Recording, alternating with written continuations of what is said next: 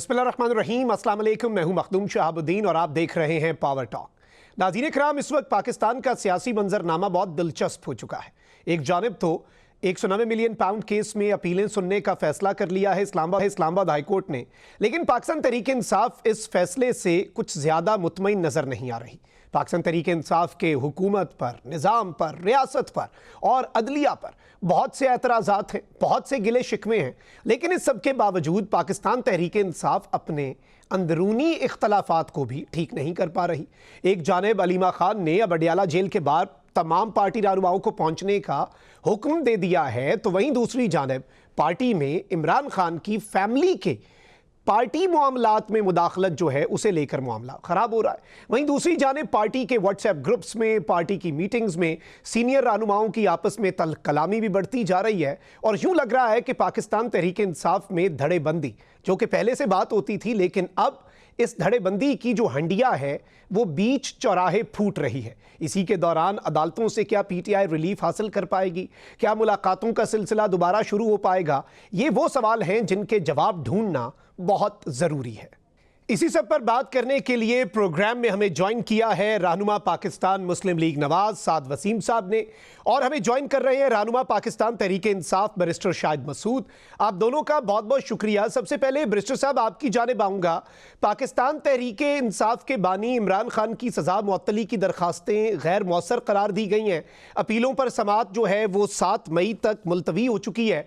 आपको क्या लगता है कि इस्लामाबाद हाई कोर्ट से इंसाफ मिल पाएगा और 190 मिलियन पाउंड केस जो है, जिस तरह से सलमान सफदर कहते थे कि ये 10 मिनट का केस है और 10 मिनट दलाइल देने हैं और मामला हल हो जाना है, आपको लग रहा है कि इस्लामाबाद हाई कोर्ट से अब रिलीफ मिलेगा? बिस्मिल्लाहिर्रहमानिर्रहीम। Thank you so much for inviting me in your show. देखें, बड़ी बदकिस्मती है इस मुल्क के अंदर के पिछले दिनों ट्रांसपेरेंसी इंटरनेशनल की भी एक रिपोर्ट आई थी, शायद जनाब की नज़र से गुजरी हो, जिसके अंदर पाकिस्तान को उन्होंने टॉप ऑफ द लिस्ट रखा सिविल लिबर्टीज को कर्टेल करने के हवाले से, फ्रीडम ऑफ प्रेस को कर्टेल करने के हवाले से और जुडिशरी के हवाले से, और कहा गया कि पाकिस्तान का जो जुडिशियल स्ट्रक्चर है वो 26वीं और 27वीं आईनी तरमीम के बाद बिल्कुल कोलैप्स कर गया। और उसकी एक झलक इस्लामाबाद हाई कोर्ट रोज हमें दिखलाती है। कैसे दिखाती है, मैं मिसाल आपको देता हूँ। इमरान खान साहब को जो अलकादर ट्रस्ट के अंदर सजा हुई, जो आजकल पेंडिंग भी है, वो है 10 इयर्स, और उसी केस के अंदर बुशरा बीबी को सजा हुई जो 7 इयर्स थी। पाकिस्तान के जुडिशरी के अंदर सुप्रीम कोर्ट या हाई कोर्ट के बेतहाशा प्रेसिडेंट्स मौजूद हैं जिनके अंदर स्मॉल सेंटेंस के ऊपर खवातीन के हवाले से हमेशा एक लेवरेज रहा, हमेशा एक रिलैक्सेशन रही, हमेशा एक सिंपैथेटिक व्यू रहा खवातीन के हवाले से अदालतों को। और हमेशा ये 426 जो CRPC code of criminal procedure है जो गवर्न करती है सस्पेंशन ऑफ सेंटेंस के अंदर, वो ये बात वर्डिंग है कि if the appeal has not been fixed within a period of 1 year, if your sentence is more than 7 years or 10 years, then you basically earn your right to get your sentence suspended by the court. तो ये एक मेरा legal right था जो उसको कानून की किताबों के अंदर, जिसकी तशरीह भी बेतहाशा मौजूद है कि अगर 7 साल की सजा है तो 1 साल के बाद आपने सस्पेंड करना ही करना है as a matter of right. लेकिन आप देखते हैं बुशरा बीबी के हवाले से भी ना तो वो सस्पेंड होती है और इमरान खान साहब के हवाले से भी। अब दूसरी तरफ आ जाते हैं जो अपील का टाइम है। देखिए, ये अलकादर ट्रस्ट जो है इट्स अ पॉलिटिकल केस, मतलब ओपन एंड शट केस है, इसके अंदर कोई शक नहीं। पैसे मौजूद हैं हुकूमत पाकिस्तान के पास जो इंग्लैंड की एजेंसी ने वापस भिजवा दिए, हुकूमत पाकिस्तान ने उन पैसों को इस्तेमाल भी कर लिया, वो एक बड़े अरसे तक सुप्रीम कोर्ट के अकाउंट के अंदर पड़े रहे। लेकिन कोई पूछने वाला नहीं है कि जब एक चीज जिसकी मतलब मैं एक अगर इसको आम फहम जुबान के अंदर बात करूं तो डेड बॉडी ही गायब है, तो मर्डर का तस्वुर कहां से आएगा? तो जो आपकी जो क्राइम मनी है वो तो ऑलरेडी गवर्नमेंट ऑफ पाकिस्तान इस्तेमाल कर चुकी है और उसके अंदर एक पैसे की भी कमी या बेशी नहीं हुई। तो इसके अंदर अदालतें जो है वो इस केस को फिक्स नहीं कर रही, इस केस को सुना नहीं जा रहा, और इसके पीछे जो मुहर्रकात हैं वो आपको भी पता है। फॉर्म 47 की गवर्नमेंट है और इस्लामाबाद हाई कोर्ट के अंदर जिस तरह चीफ जस्टिस साहब को लाहौर हाई कोर्ट से लाकर बैठा दिया गया यहाँ पे सीनियरिटी के अंदर एक चीफ जस्टिस का हक मार के आज उसको 10th नंबर के ऊपर लाहौर हाई कोर्ट ट्रांसफर कर दिया गया है। तो हम तो इन सारी चीजों के खिलाफ सरापा एहतजाज हैं और करते रहेंगे पाकिस्तान के वकीलों के साथ मिलके। और लेकिन इस तरह जिस तरह ये मुल्क रियासत को चला रहे, इस तरह रियासतें चलती नहीं है। जुडिशरी आपका एक बेसिक पिलर है आपकी रियासत का। और article 2A of the constitution talks about जो जुडिशियल इंडिपेंडेंस है shall be secured at any cost. तो सही। आपने तो जुडिशरी का पूरा स्ट्रक्चर ही हिला के रख दिया है। और ये मैं नहीं कह रहा, ये आपकी ट्रांसपेरेंसी इंटरनेशनल कह रही है, आपकी जो जुडिशियल फोरम्स हैं ठीक इंटरनेशनली है। वो इस चीज की बार बार बात कर रहे हैं। ठीक हो गया बैरिस्टर साहब, आपका पॉइंट आ गया। साथ वसीम साहब आपकी जानिब आऊँगा। इस वक्त बिलाशुबा जब हुकूमत के लोगों से अदालती मामलात पर हम कोई भी सवाल पूछते हैं तो वो कहते हैं कि भाई एक जुडिशल प्रोसेस है, अदालतों से रिलीफ मिलता है तो मिल जाए, हम राह में रुकावट नहीं बनेंगे। बट पाकिस्तान तहरीक इंसाफ का एतराज़ ये है कि जो तरामीम हुई और जिस तरह से जजेस के तबादले होते हैं, जुडिशरी तो अब एग्जेक्टिव के मातहत आ चुकी है, तो अब तो जो जुडिशरी से होगा वो PTI के खिलाफ ही होगा। बिस्मिल्लाहिर्रहमानिर्रहीम। Thank you very much for having me today with you. बात यह है कि बैरिस्टर शाहिद साहब ने, although he belongs to my district, और इन्होंने जो दो बातें की हैं, one belongs to judicial system of Pakistan और उनकी प्रोसीडिंग्स के बारे में, and secondly he try to build his case कि that is a political case. ठीक है। तो let's begin with judicial matter. आपने 2018 में देखा कि एक हुकूमत आई नए पाकिस्तान के नाम से कि हम आपको नया पाकिस्तान देंगे। मुझे बताएं 4 सालों में इन्होंने जुडिशियल सिस्टम को स्ट्रांग करने के लिए, स्ट्रेंथन करने के लिए क्या इकदाम किए? नंबर 1, क्या जिस आज जुडिशियल सिस्टम में जिस जुडिशियल मैटर्स के लिए आज प्रोसीडिंग्स की कंप्लेन कर रहे हैं, क्या 2018 से लेकर 2022 तक ये तमाम इकदाम वो नहीं करते रहे? दूसरी बात, ये आज कह रहे हैं कि 27वीं और 26वीं और 87वीं तरमीम के बाद आप मुझे बताएं, what was the case against justice Qazi Faez Isa at that time and who was behind that case? बात ये है कि आज निज़ाम या आज जुडिशियल प्रोसीडिंग्स मुझे सूट नहीं कर रही, तो इसका मतलब I start weeping and making human cry. That is not the case. मैं जुडिशियल सिस्टम के बारे में as an patriotic Pakistani, as a citizen of Pakistan, मैं ये समझता हूँ कि जहाँ जहाँ जुडिशियल सिस्टम में फ्लॉज हैं, हमें मिल बैठकर इसको बेहतर करना चाहिए। जहां तक ये केस ही बिल्ड कर रहे हैं कि आज अदालती निज़ाम, अदालती कार्रवाइयाँ, उनके पीछे हुकूमत है, that is not the case. ये इनका जो है नैरेटिव वो यहाँ तक गलत है। सही। दूसरी गुजारिश ये है, इन्होंने दूसरी बात की कि it's an open and shut case. तो ओपन एंड शट केस है तो अदालत ने उन्हें सजा दी हुई है। ओपन एंड शट केस इसके इनोसेंस का तो नहीं है। ओपन एंड शट केस तो इनको साबित कर रहा है कि that he is a culprit of that case. सही। दूसरा, मेरी सिर्फ गुजारिश ये है कि हर चीज को, that is quite unfortunate eight the end of politicians, कि हम हर निज़ाम को सियासत की नज़र कर रहे हैं, ऐसी बात नहीं है। जुडिशियल प्रोसेस सिस्टम आज, अगर हाई कोर्ट ने इमरान खान साहब की एप्लीकेशंस पे कोई डिसीजन दिया, is the government responsible for that?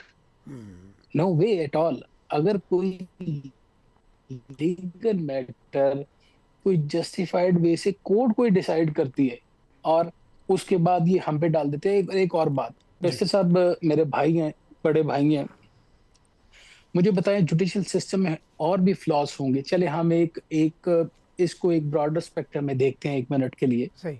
Judicial system में और भी फ्लॉज हो गया है, आई एग्री। मुझे बताएं, इमरान खान के अलावा कभी किसी और सिटीजन का केस इन्होंने प्लीड किया ऐसे कि उसको जुडिशियल सिस्टम में रिलीफ नहीं मिल रहा? तो all that stands, all that narrative is based upon just and just politics. ये मेरा ऐसे नुक्ता नजर है। लेट द पीपल डिसाइड हम दोनों में से कौन सही कह रहा है। That is my case on this particular subject. ठीक हो गया, आपका पॉइंट आ गया। बैरिस्टर साहब चलें, ये तो नुक्ता जो साद वसीम साहब ने रेज़ किया, इस पे आप जो भी अपना रिस्पांस देंगे।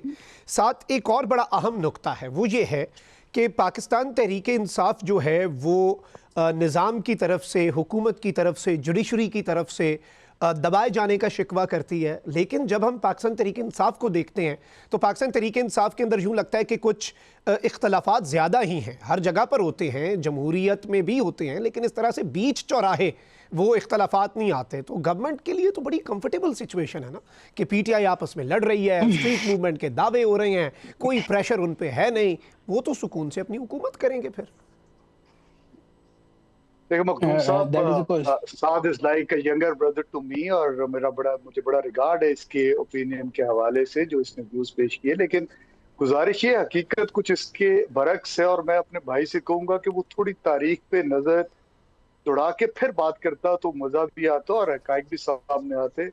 गुजारिश ये है, 2018 से 22 तक की जो जुडिशरी थी, बेशक उस वक्त इमरान खान की हुकूमत थी, बट नवाज शरीफ साहब और जिस पार्टी से बिलोंग करते हैं Saad Waseem, they are the beneficiary of that judicial system. इन्होंने रिपोर्ट्स को मैनिपुलेट किया, सारी दुनिया ने देखा। ये जुडिशरी में 50 रुपए का स्टैम्प पेपर देकर गए कि हम लोग जैसे ही 2 हफ्ते बाद अपना इलाज करवा के प्लेटलेट्स ठीक करके वापस आएंगे तो हम सरेंडर करेंगे। तो क्या नहीं देखा कि ये जब गए वहां पे तो 1.5-2 साल का पीरियड गुजारा। एक कन्विक्टेड, मुझे let me complete sir, let me complete, मैं आपकी बारी श्योर ब्रदर। गुजारिश ये है कि फिर आपने नहीं देखा कि आज जो राग अलापा जाता है, एक कन्विक्टेड आदमी कैसे मीडिया पे बात कर सकता है। क्या मियां नवाज शरीफ लंदन में पार्क लेन के अपार्टमेंट्स में बैठ के क्या प्रेस कॉन्फ्रेंसेस नहीं करते थे? क्या वो पाकिस्तान के अंदर अपनी पार्टी को डायरेक्शन नहीं देते थे? क्या आपने इसी दौर के अंदर नवाज शरीफ साहब को और यहाँ पे बैठी मरियम नवाज साहिबा को लॉन्ग मार्च करते नहीं देखा था? क्या जुडिशरी ने उनको रोका था? क्या जलसे जुलूस पे पाबंदी थी? क्या बिलावल भुट्टो जरदारी साहब ने लॉन्ग मार्च नहीं किया था? क्या मौलाना फजलुर रहमान साहब ने लॉन्ग मार्च नहीं किया था? तो अगर तो आप हमारे से कंपैरिजन करते हैं तो ये कंपैरिजन बनता नहीं है। जितनी सिविल लिबर्टीज हमने 2018 से 22 तक आपको दी, जितना जुडिशरी को हमने इंडिपेंडेंट रखने की कोशिश की, और अल्टीमेटली फिर एक कॉन्स्पिरेसी बनी, और उस कॉन्स्पिरेसी के थ्रू आपने एक लेजिटिमेट गवर्नमेंट को हटाया, और फिर ये नवाज शरीफ साहब फिर ये हमारे पे मुसल्लत हो गए। तो ये तो है हमारी हाल जुडिशरी को, और जुडिशरी का जो हाल है वो 1947 से लेकर जस्टिस मुनीर से लेकर आज तक के जो मामलात हैं वो आपके सामने हैं। तो इसलिए उसको तो आप जस्टिफाई कर नहीं सकते, मैं नहीं कर सकता, आप नहीं कर सकते। हमेशा इसके अंदर कुछ फ्लॉज, बहुत सारे फ्लॉज रहे हैं, और आज भी 139 नंबर पे है। लेकिन आपको कसूरवार इसलिए ठहराता हूं कि 26वीं और 27वीं आईनी तरमीम करके आपने इस मुल्क का जो जुडिशियल स्ट्रक्चर था उसको आपने तहस नहस कर दिया। आपने इंडिपेंडेंस ऑफ जुडिशरी, जो एक बेसिक फंडामेंटल पिलर था कॉन्स्टिट्यूशन का, आर्टिकल 2A के तहत आपने उसको सबोटेज कर दिया। और आपने किया ये, आपने एग्जीक्यूटिव के जुडिशरी ताबे कर दी, और जिसकी मिसाल आपने पिछले दिनों देखी कि आर्टिकल 200 का इस्तेमाल करते हुए आपने इस्लामाबाद हाई कोर्ट के उन जजेस को टारगेट किया जो हुकूमत से इख्तलाफ रखते थे, जिन्होंने सिस्टम को जो है एक्सपोज किया, जिन्होंने कहा कि हमें फैसले करते वक्त हमारे पे एजेंसीज प्रेशराइज करती है हमें। उनका फेट आपके सामने है। क्या ये इंडिपेंडेंस ऑफ जुडिशरी है?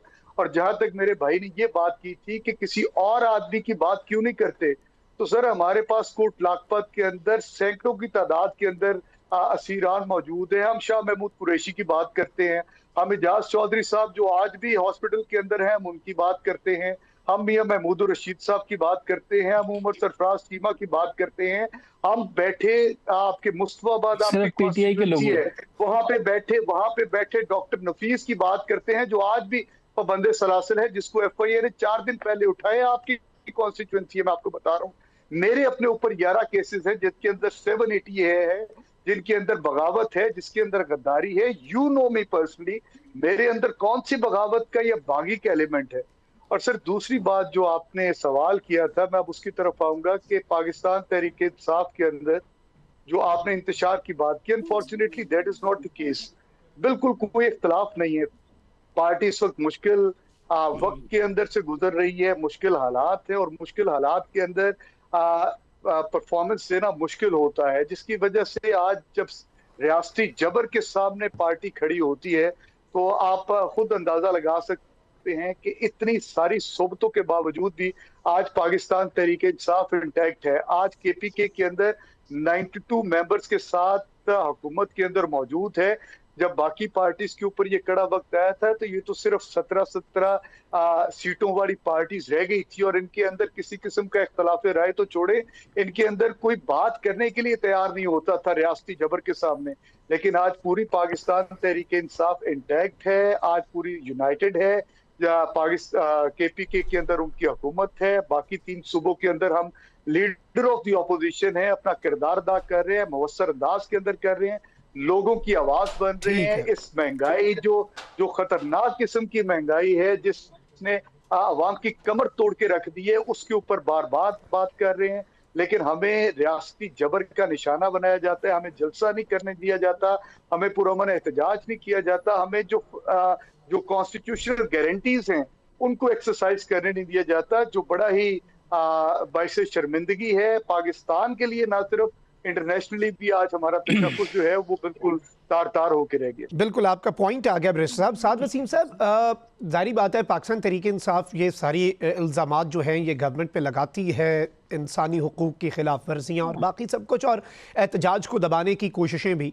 लेकिन आपको लगता है क्योंकि अभी PTI में बाज़गश्त है, अलीमा खान साहिबा ने भी तमाम रहनुमाओं को कह दिया है कि अडियाला के बाहर पहुँचना है, अब वो पहुँचते या नहीं पहुँचते ये एक अलग बात है, लेकिन PTI स्ट्रीट मूवमेंट की बात भी कर रही है। सो गवर्नमेंट परेशान है कि PTI कोई इम्पैक्ट क्रिएट कर पाएगी? कोई डर, कोई खौफ, कोई हल्का सा आपको अगर डर का एलिमेंट मौजूद हो कि कहीं लेने के देने ना पड़ जाए? Again, I would like to begin by responding my brother's argument again.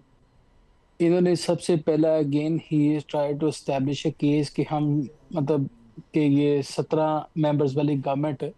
फिर सब आप मुझे जानते हैं और आप भी बता दें कि हम 17 वाले हैं या नहीं, और अगर मैं नहीं हूं तो how could you claim that my government is based on that fictitious facts? Number 1। दूसरी गुजारिश ये है कि इनका शिकवा जो है आप अभी कभी बता दीजिए सर, आप भाई हैं, आप अभी कभी बताएं, कोई मसला नहीं। अच्छा, दूसरी गुजारिश ये है कि अभी इन्होंने जुडिशियल सिस्टम की बात की, इनके सारे गिले शिकवे जो हैं दैट बिलोंग्स टू जुडिशरी। ठीक है, आप जुडिशरी को और पॉलिटिक्स को एक ना करें। इस तरह सेंटिटी ऑफ द इंस्टीट्यूशन जो है वो हमें खुद हिट नहीं करनी चाहिए। मेरी ये रिक्वेस्ट है कि आप ये कह रहे हैं कि every decision, every judiciary is based upon the orders of executive. The case is not like this.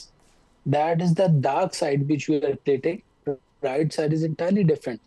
इन्होंने बात की कि इमरान खान की गवर्नमेंट को हमने गिराया। हमने, आप मुझे बताएं, हम एक 3 केसेस ले, let's begin with Zulfikar Ali Bhutto case. आज उसका कोई नज़ीर पेश करता है?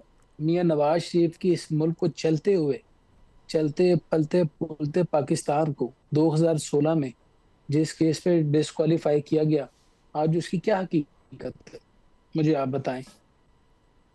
तो how could you justify all these things? ये नहीं हो सकता। मैं तो ये कह रहा हूं कि हमें ब्रॉडर स्पेक्ट्रम में आपस में बैठकर इस सिस्टम से जो अगर फ्लॉज हैं डेफिनेटली होंगे, हमें उन्हें सॉर्ट आउट करना चाहिए।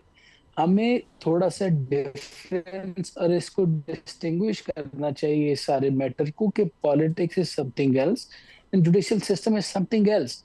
आप प्लीज अपना केस बिल्ड करें, ठीक है, मगर हर चीज को पॉलिटिक्स की नजर ना करें। दूसरा, मैं ये बिला खौफे तरदीद कह सकता हूँ कि हुकूमत को किसी से कोई खतरा नहीं है, और इनकी गवर्नमेंट से तो खैर, या इनके जो हैं PTI के वो जो है धमकियां और शोर शराबा, इससे क्या खतरा हो सकता है? इमरान खान के बाद इनको कभी अलीमा खानम चला रही होती हैं, कभी ये सुहेल अफरीदी साहब के पास चले जाते हैं, कभी बैरिस्टर गौर की बात नहीं मानते, कभी जो है वो सलमान अकरम राजा साहब जो हैं वो, मुझे बताएं हमें क्या डर होगा? ये तो एक जगह खुद नहीं इकट्ठे होते। मगर मेरा इनको मशवरा ये है कि सियासत को नफरत की बजाय यूनिटी के साथ इस मुल्क की बेहतरी के लिए ठीक। आगे बढ़े, उस पे एहतजाज करे। इनकी बेस जो है वो सिर्फ और सिर्फ इमरान खान को क्यों नहीं मिलने दिया गया जी? इमरान खान की सेहत खराब है जी। जो जो क्लेम ये अभी करते रहे हैं, गवर्नमेंट ने हर चीज इमरान खान साहब की सेहत से लेकर each and every case they have pleaded, they have build is just political based. ठीक है, और ठीक उसका है। गवर्नमेंट, हमें क्या इससे खतरा होगा? कोई खतरे वाली बात ही नहीं है। ये खुद ही शोर करते हैं, खुद ही बैठ जाते हैं। आज कहें, कल कहेंगे हमने एहतजाज करना है, 3 दिन बाद कहेंगे हमने जलसा करना है, 4 दिन बाद कहेंगे हमने कॉर्नर मीटिंग करनी है। तो की जाए, हमें इससे क्या? The government has nothing to do with that. हमारी गवर्नमेंट जो है वो पाकिस्तान को उठाने में, लोगों को रिलीफ देने में सिर्फ हमारा प्राइम ऑब्जेक्टिव ये है, and we are doing that. ठीक हो गया साद वसीम साहब, आपका पॉइंट आ गया। और शायद मसूद साहब, आप जिस तरह से कह रहे थे, शॉर्ट कमेंट लूंगा। हुकूमत तो परेशान ही नहीं होती पीटीआई से, आप वो कहते ये बड़के मारते हैं, उसके बाद खुद ही झाग की तरह बैठ जाते हैं। Short comment. देखिए, गुजारिश ये है, ये बिल्कुल ठीक कहते हैं, जब आप सिविल लिबर्टीज को कर्टेल करेंगे, जब रूल ऑफ लॉ होगा नहीं, जब सुप्रीमेसी ऑफ कॉन्स्टिट्यूशन होगी नहीं, जब आइन के अंदर बेसिक गारंटीज जो हैं उनकी पासदारी रहेगी नहीं, जब आप एक जमात को बिल्कुल दीवार के साथ लगा देंगे, उसके अकाबरीन को, उसके ऊपर पाकिस्तान की जमीन को तंग कर देंगे। ये बिल्कुल सही कहते हैं कि ये बिल्कुल सही कहते हैं कि इमरान खान की सेहत को लेके, क्या इमरान खान की सेहत के मुतालिक बात करना क्या कोई गैर कानूनी है, गैर आईनी है?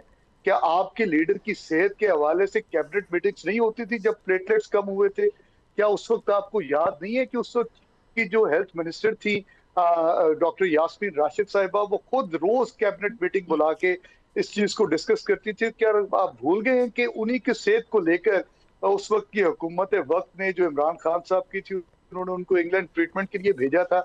आज अगर वो कहते हैं तो आज ये दोहरा म्यार क्यों है? आज हुकूमत क्यों इमरान खान की सेहत के साथ खिलवाड़ करती है? आज उनकी एक आंख तकरीबन जाया कर दी आपने। आपको किस चीज का डर है कि आप रात को 12 बजे उनको प्रिंस हॉस्पिटल लेकर जाते हैं, जबकि ना उनकी फैमिली को बताया जाता है, ना उनके सियासी जमात के लीडरान को बताया जाता है, ना उनके डॉक्टर्स को बुलाया जाता है? आपके तो डॉक्टर अदनान हर वक्त साथ रहते थे और कभी किसी ने इशू क्रिएट नहीं किया था।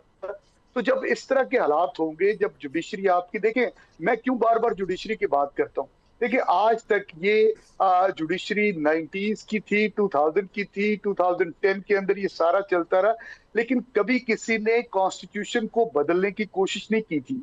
आप रात को 12 बजे पार्लियामान का इजलास बुलाते हैं, उसके अंदर आप लोगों को उठाते हैं, लोगों को आप जो है ब्राइब करते हैं, लोगों को पैसा निछावर करते हैं, और उसके नतीजे में आप सुबह 3 बजे उठ के जो है एक 26वीं आईनी तरमीम को लेकर आ जाते हैं, और उसके फिर 3 महीने बाद क्या जरूरत थी इतनी जल्दी के अंदर फिर 27वीं आईनी तरमीम करके आप इम्यूनिटीज क्लेम करते हैं? आज प्रेसिडेंट ऑफ पाकिस्तान जो है, उनको आपने इस तरह की इम्यूनिटी दी जो कभी किसी खुलफा राशिदीन ने नहीं दी थी, कभी मेरे पैगंबर हजरत मोहम्मद सल्लल्लाहु अलैहि वसल्लम ने नहीं ली थी।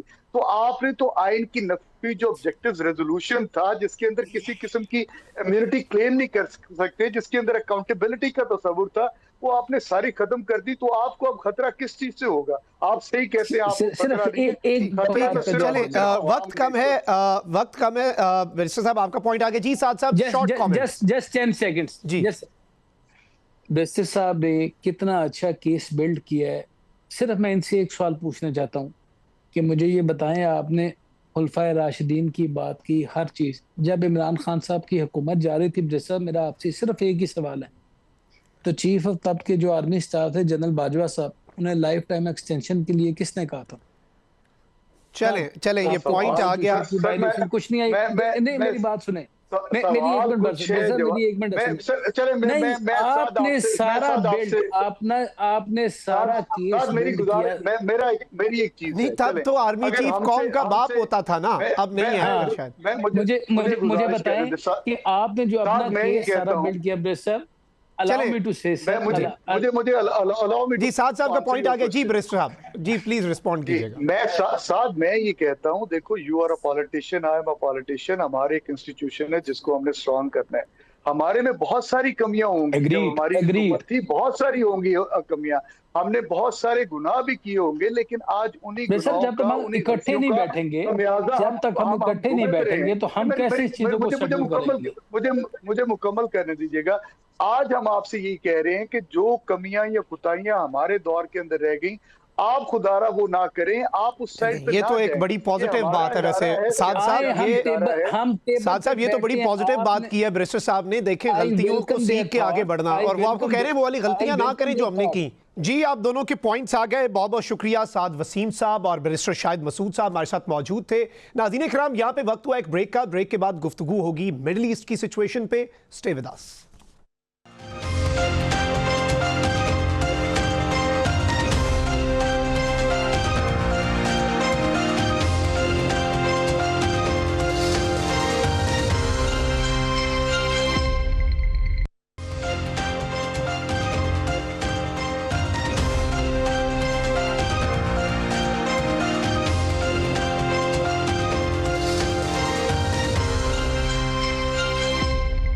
Welcome back after the break. नाज़रीन इकराम, एक जानिब तो मशरिक़ वस्ता की सूरत हाल अभी भी तशवीशनाक है। इफ्स एंड बट्स हैं, मुसव्विदों के तबादले पाकिस्तान के ज़रिए हो रहे हैं, पाकिस्तान की बैक चैनल डिप्लोमेसी भी जारी है। वहीं दूसरी जानिब आबनाए हुर्मुज़ की बंदिश, ईरान का नेवल ब्लॉकेड और अब ट्रंप का प्रोजेक्ट फ्रीडम, इस सब में बहुत कुछ ऐसा है जो कि इस वक्त काबिल गौर भी है, काबिल फ़िक्र भी है, और इसमें कोई भी मिसकैलकुलेशन किसी भी एक फ़रीक की जानिब से काफ़ी परेशान कुन नताइज जो है वो ला सकती है। एक तरफ ये डेवलपमेंट्स हैं, वहीं दूसरी जानिब पाकिस्तान के लिए भी कुछ चैलेंजेस हैं। एक मरतबा फिर अफगानिस्तान का बॉर्डर जो है वो भी गर्म हो रहा है।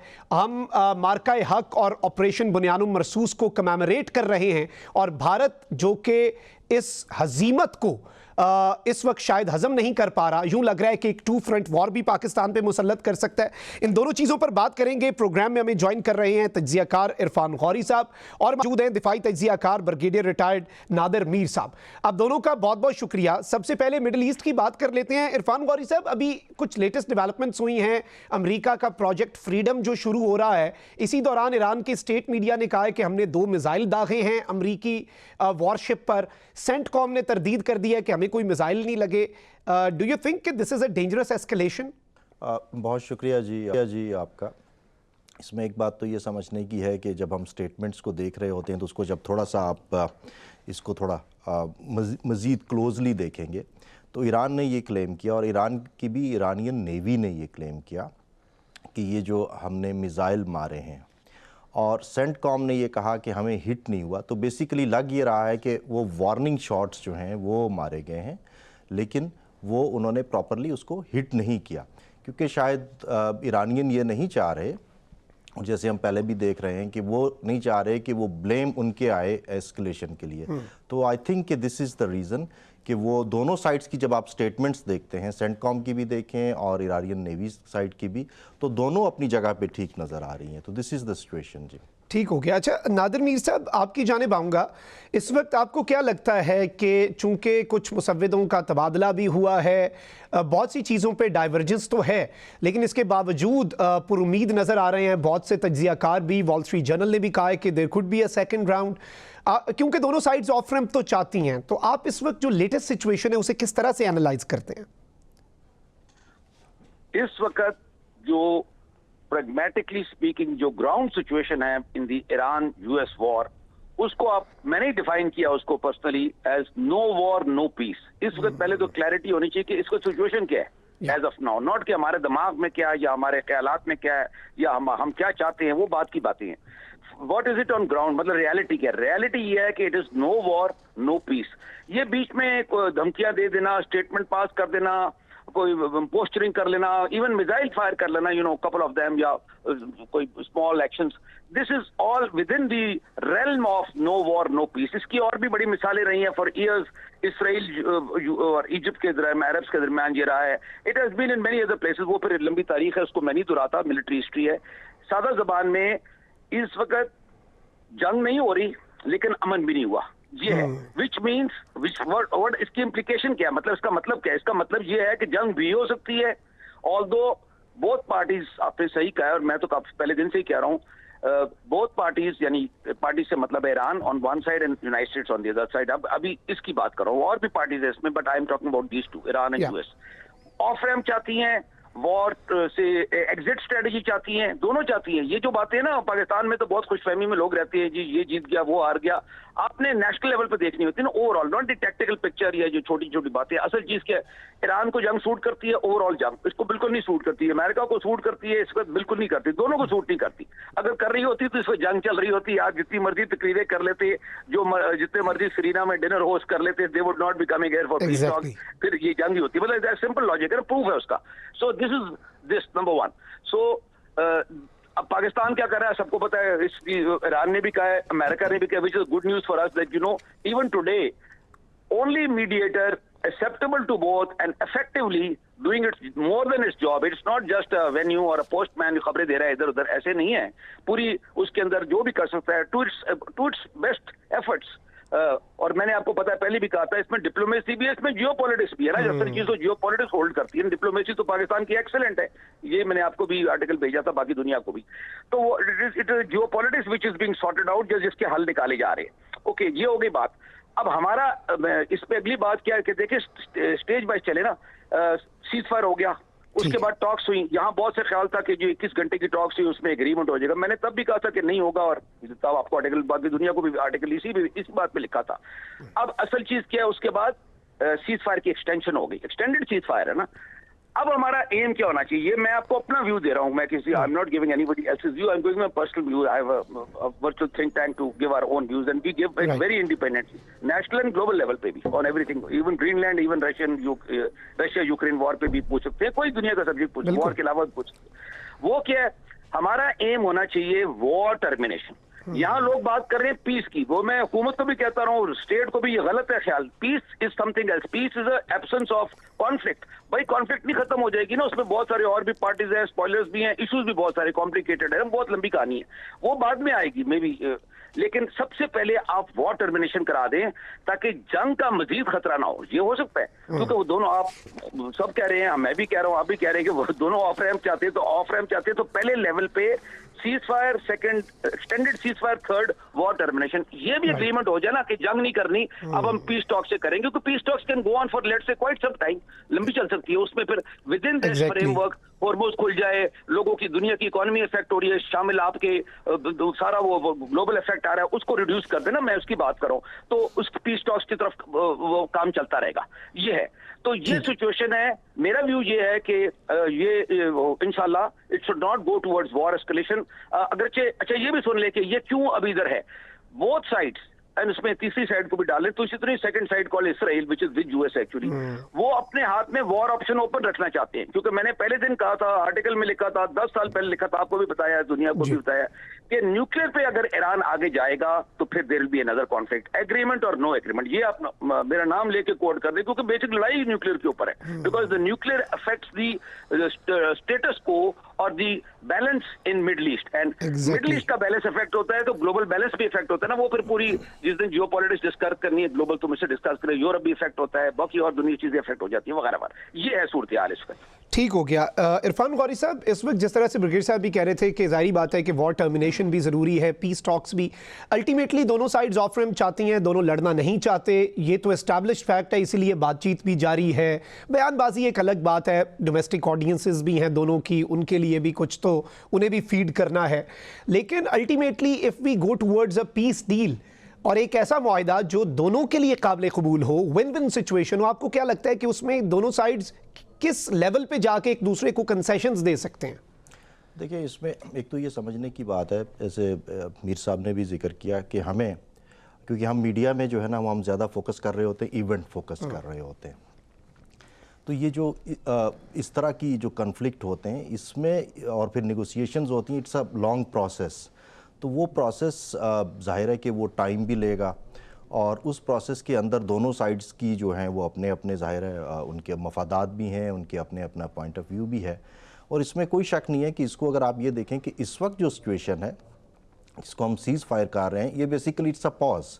यानी अगर आप ये देखें कि उसकी एक कंडीशन तो ये भी थी ना कि इजराइलीज़ दे वॉन्ट अटैक अपना लेबनान में, लेकिन वो तो अपना अभी भी वो जारी रखे हुए हैं। तो इसका मतलब है कि ये पॉज ज़रूर है, और इसमें अभी इसमें से वापस आने के लिए जो दोनों साइडों को जो एक्सेप्टेबल यानी जो पोजीशन है उस तक पहुंचने में, अब जैसे ये 2 दफ़ा ये हुआ है कि यानी जो प्रपोजल्स आए हैं जो ईरानियंस को दिए गए हैं, इंक्लूडिंग जो 2 दिन पहले भी जो रिफाइंड जो था या अपडेटेड जो प्रपोजल था, तो अमेरिकन्स ने उसको एक्सेप्ट नहीं किया।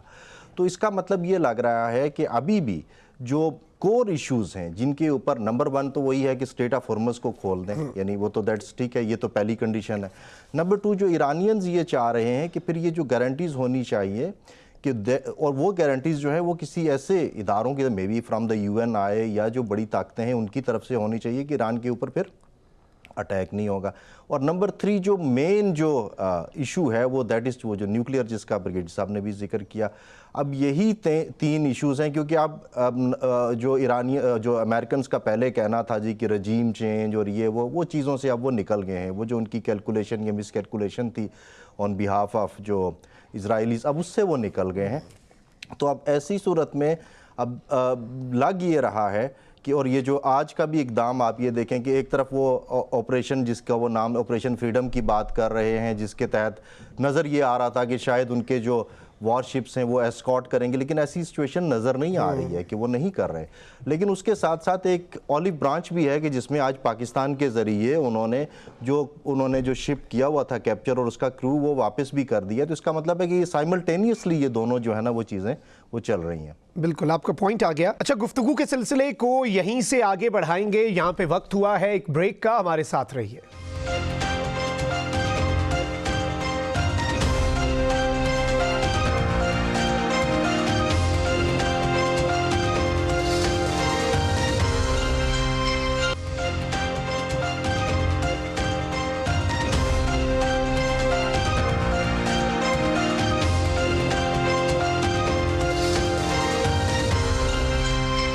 Welcome back after the break. गुफ्तगू के सिलसिले को आगे बढ़ाते हैं। ब्रिगेड नादिर मीर साहब, आगे बढ़ते हैं। एक और बड़ा अहम नुक्ता है जिस पर आई गेस बात करना बहुत ज़्यादा ज़रूरी है।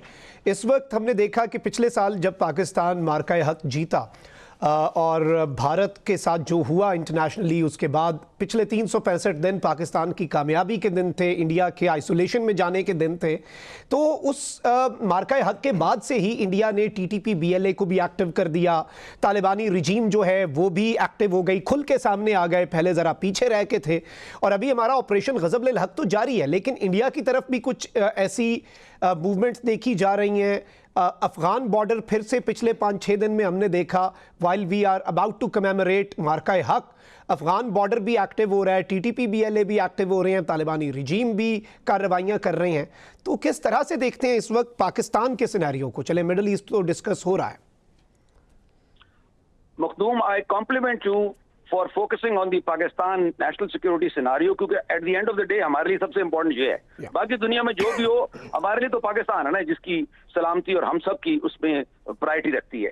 तो coming to your point, basic issue ये है, बाकी सारी पुरानी बातें आपको पता है कि मार्का हक में जो पाकिस्तान ने अचीव किया और उसके बाद से लेके अब तक it has been a series of success on the Pakistani side, including this diplomatic जो आपने इस्लामाबाद में वेन्यू होल्ड किया और पीस टॉक्स कराई और करा रहे हैं ईरान US की। उससे जो सबसे बड़ी चीज हुई है वो आप ये देखें कि आपने जो आपके मतलब आपसे मतलब पाकिस्तान के मतलब जो दुनिया में एक इमेज थी और खासतौर पर जो प्रोपेगेंडा था पाकिस्तान के खिलाफ, which was related to the subject of terrorism, जो इंडिया का था और भी अफगानिस्तान की वजह से था and all that, it shifted Pakistan's image from terrorism to that of peace maker, and वो भी ग्लोबल पीस मेकर, क्योंकि US ईरान वॉर तो ग्लोबल वॉर मतलब रीजनल वॉर है, विच बट ग्लोबल इफेक्ट्स है ना, बहुत बड़ी जंग के इसका खतरात है, इसमें सबको पता है।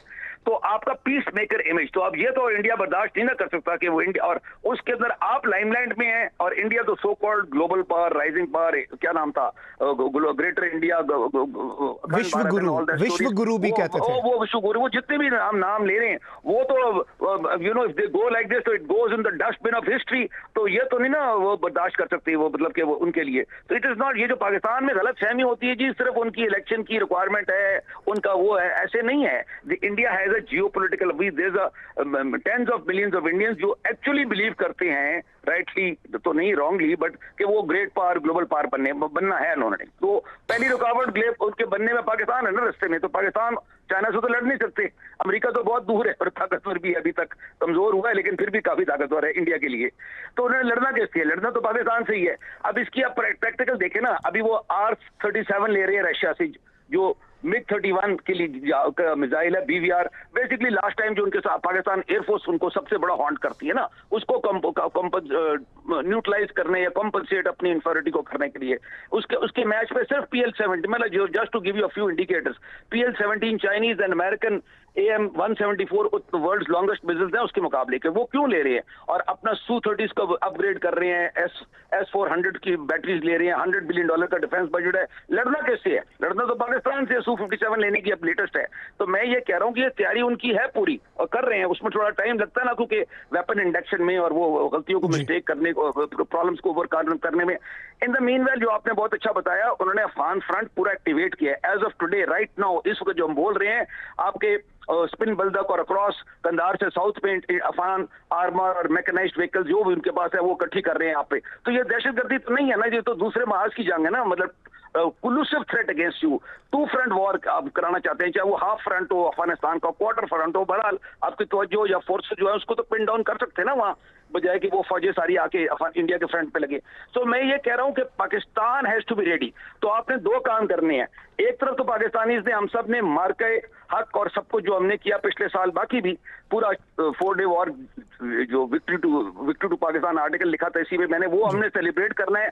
इट इंस्पायर्स द नेशन, क्योंकि हमने वाकई ये 4 दिन की जंग जीती, लेकिन आपने अगली जंग की भी तैयारी करनी है कि India is bent on this. ये मेरा मैसेज है to all Pakistanis through your respected channel कि आप Pakistanis all unite under one flag, Pakistani soldiers and people together to defend Pakistan. बिल्कुल ब्रिगेडियर साहब, आपका पॉइंट आ गया। इसी पे इरफान गौरी साहब आपकी जानिब आऊँगा कि जाहिर बात है मिडिल ईस्ट की बात तो करते हैं, पाकिस्तान के लिए भी ईस्टर्न और वेस्टर्न दोनों बॉर्डर्स जो हैं वो एक चैलेंज बने हुए हैं और पाकिस्तान तैयार तो है, लेकिन अल्टीमेटली नेबर्स हम तब्दील तो नहीं कर सकते।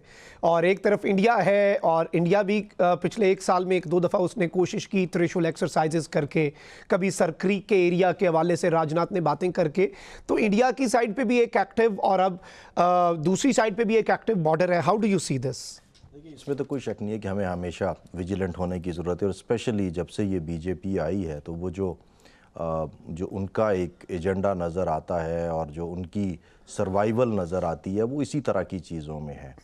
तो उसमें तो कोई शक नहीं है कि हमें तैयार होने की ज़रूरत है। और उसके अलावा मेरा ख्याल है ये जो पॉजिटिव मोमेंटम हमारा बिल्ड हुआ है, देखेंगे जब से, यानी अगर आप ये चलें, अगर हम ये जो पिछले साल मई से पीछे चले जाएं, तो जो पाकिस्तान के हवाले से एक इमेज का जो इशू था वो उसके बाद से बहुत बड़ी तब्दीली है कि आज अगर आप ये देखें कि इतना बड़ा कन्फ्लिक्ट जो कि अमेरिका और ईरान के दरमियान है, उसमें भी हम फैसिलिटेटर नहीं बल्कि दोनों साइड्स आपको एज अ मीडिएटर ले रहे हैं। तो देखें, इस जो पॉजिटिव मोमेंटम है इसको भी हमें लेके चलना है, और उसके साथ साथ हमें जो डिप्लोमेटिक फ्रंट है उसके ऊपर भी अपने आप को, और फिर ये कि सबसे ज़्यादा ज़रूरी जो चीज़ है वो इकनॉमिकली, मेरा ख्याल है कि वो हमारे पास लॉन्ग टर्म, हमारे पास इकनॉमिकली, देखें आज भी, यानी हमारा एक तरफ वो इमेज और दूसरी तरफ ये है कि हम एक बिलियन और $1.5 बिलियन के लिए जो है वो IMF की जो कंडीशंस होती हैं वो हमें माननी पड़ती हैं और उसके मुताबिक चलना पड़ता है। तो ये सारी चीज़ें जो हैं, इट्स एक ये जो 3-4 जो मेन चीज़ें हैं इनको आपको लेके चलना होगा, और फिर ये कि इसको एक पॉलिटिकल जो स्टेबिलिटी है मुल्क के अंदर, इकोनॉमिक मुआशी स्टेबिलिटी, और फिर ये इन चीज़ों के साथ लिंक्ड होंगी। देखें, एक तरफ अगर हम एक तरफ फोकस होके बैठ गए और इकोनॉमिकली अगर हम जो है वो डिपेंडेंट रहे, और जो दूसरी तरफ आप ये देखें कि हमारा जो गुर्बत की जो सूरत हाल हो रही है, ये सारी चीज़ें, इससे निकलने के लिए ये ज़रूरी है कि स्टेबिलिटी भी हो और फिर उसके साथ साथ कंड्यूसिव इन्वायरमेंट हो, जिसके अंदर कोई इन्वेस्टमेंट्स आ सकें, जिससे हम ये कैपिटलाइज कर सकें जो हमारे अभी जो पॉजिटिव ट्रेजेक्ट्री है इसको हम आगे कैपिटलाइज कर सकें। बिल्कुल, आपका पॉइंट आ गया। बहुत बहुत शुक्रिया इरफान गौरी साहब और ब्रिगेडियर रिटायर्ड नादर मीर साहब हमारे साथ मौजूद। नाज़रीन कराम, इसी के साथ मखदूम शहाब को इजाज़त दीजिए। अल्लाह निगहबान, पाकिस्तान जिंदाबाद।